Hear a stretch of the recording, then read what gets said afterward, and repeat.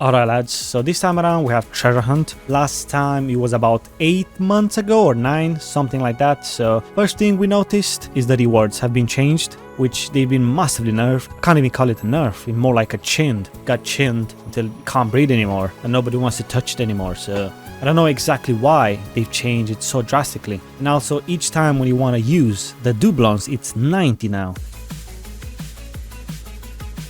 And that's the last key. Also, let's do a test run and see any difference between the last year as well. Just to document it, you know, and just put it in a video. So as soon as you get in, it's the same goblin as the last year. You go to him, you ask him who is he. He's gonna tell you a stupid story. You say okay, and then you're gonna have to use the goblin speed because you want to move him faster. Then cancel and you're blasting off.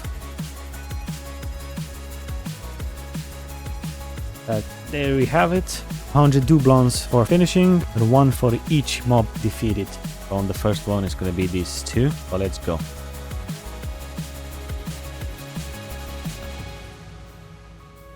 And let's see the reward.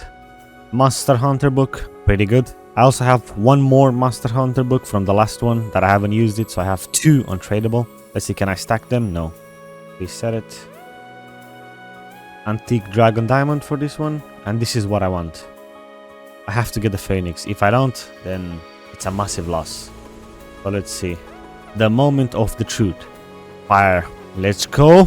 Nice. Got the Phoenix.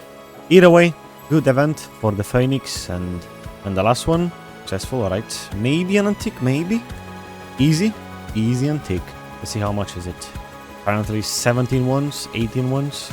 Quite nice profit.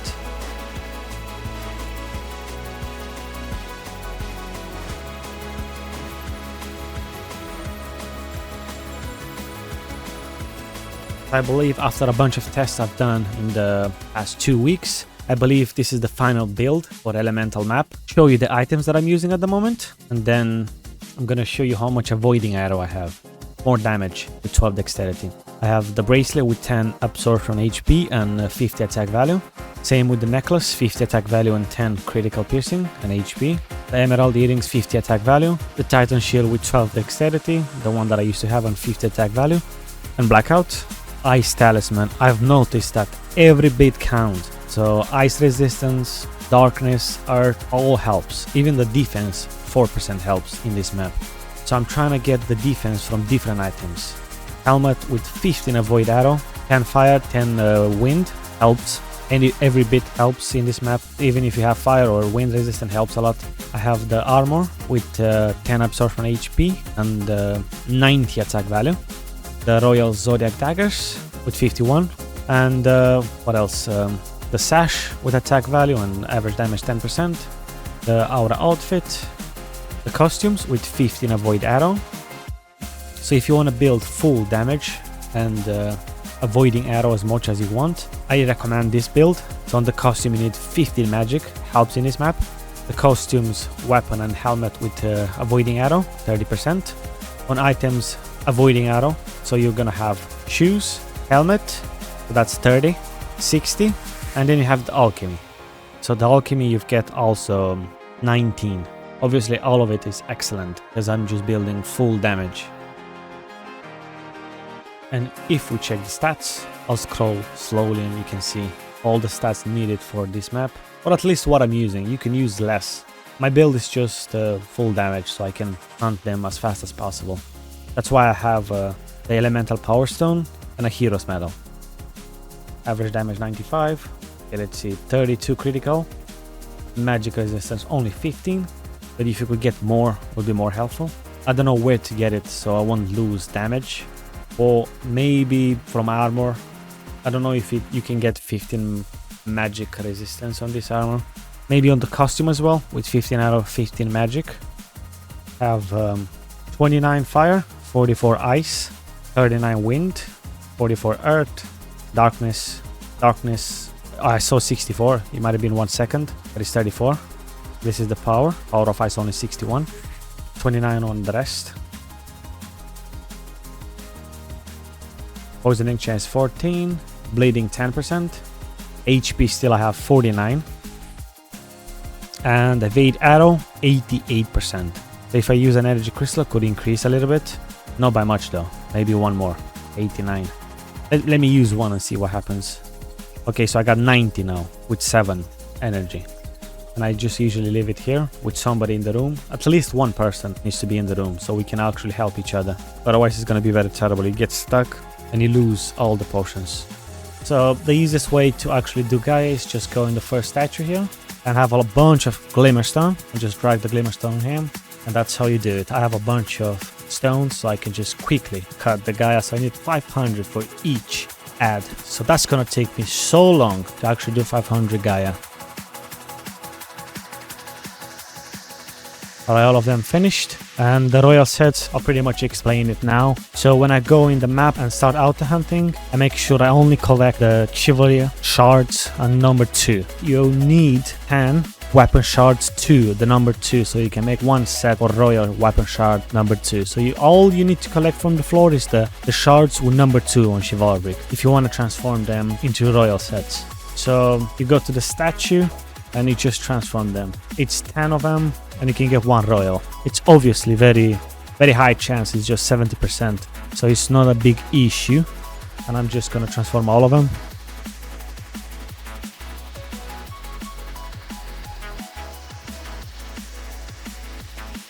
Remove the set effect, the armor here, remove the chivalry because we want royal. Alright lads, this is gonna be my first attempt on the armor, getting royal set. That's the armor. It is 20% chance of succeeding.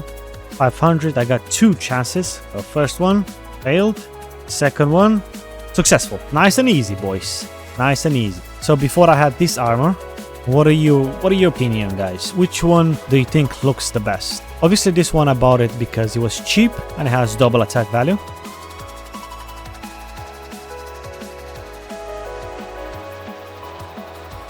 Alright, so I just bought a few vouchers and currently we have the tiger bone earrings, which give 200% attack value. So I was thinking, could I use this to do Hydra much easier? I sure can, so I just bought a few vouchers and let's test it out. 1-0. It didn't decrease the timer, got scammed. Alright everyone, so in this small short clip I'm gonna explain to you guys how I actually do Hydra nowadays. So I don't use any amulets at the moment, so as I've showed you, I bought the tiger bone with 200 attack value, so these ones only expire when you use them. So these are the items that I use: the weapon costume with 10% piercing, just a random hat, whatever; the ordinary outfit with 1% boss; the sash. I have the royal set with zodiac helmet with 50 attack value, armor as well, which has been changed. I used to have with 40 on the bottom, now it's 50%.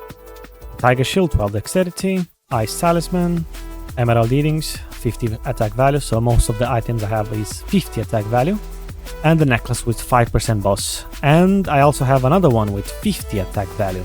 These are the shoes and the power glove. So the only difference that I want to test on Hydra today is 5% boss versus 50 attack value. So we kind of want to see which one it's better, or is there a massive difference between them? Because the prices between them, it's kind of double or triple.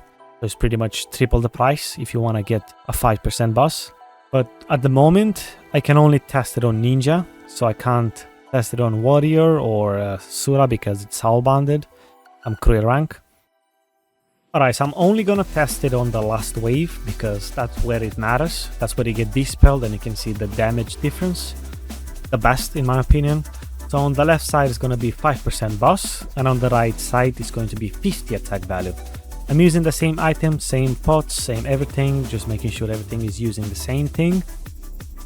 I don't have anything extra, so you can actually see the difference between them. I'm also making sure all the pots are being used. So the only difference you're going to see is that sometimes you get stunned and sometimes you just don't. So at the moment I got stunned a few times, unfortunately, so I'm gonna lose a bit of damage. That's why you're gonna see the difference when I actually defeat Hydra.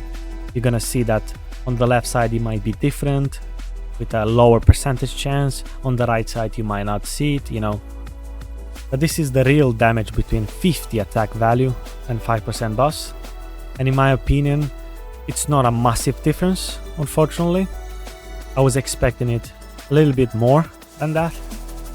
But it's still, I would still go with 5% boss in my opinion. Even though 50 attack value pretty much does the same, kind of the same, you know. I don't know. That's what I've tested. Anyway, hopefully you guys can decide for yourself which necklace you're gonna go for it. If it was up to me, I don't know, I'd probably still go with 5% boss because, I don't know, it feels more safe. You get a little bit of extra damage sometimes, I feel like.